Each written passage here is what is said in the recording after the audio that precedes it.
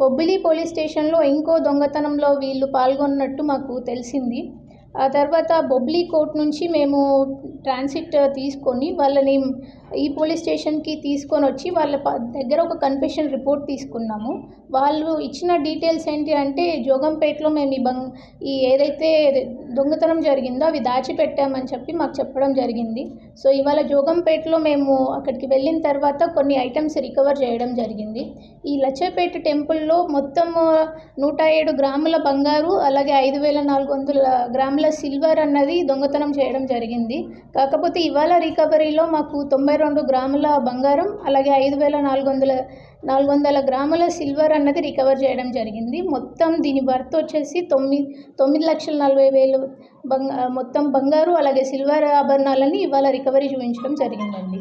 మొత్తం దొంగతనం వచ్చి 9,75,000 అయ్యింది.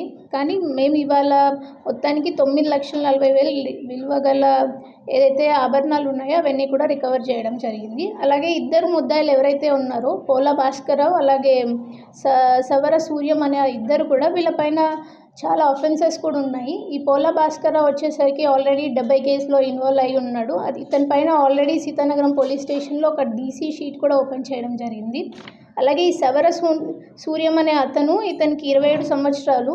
ఇతని పైన కూడా ఆల్రెడీ ఒక 40 కేసులు కూడా ఉన్నాయి. సో ఇతని పైన కూడా షీట్ ఓపెన్ చేశారు. సో ఈ టెంపుల్ అఫెన్సెస్ ఏవైతే ఆల్రెడీ జరుగుతున్నాయో దానిపైన పోలీసులు అందరూ కూడా స్ట్రిక్ట్ యాక్షన్ తీసుకుంటున్నారు.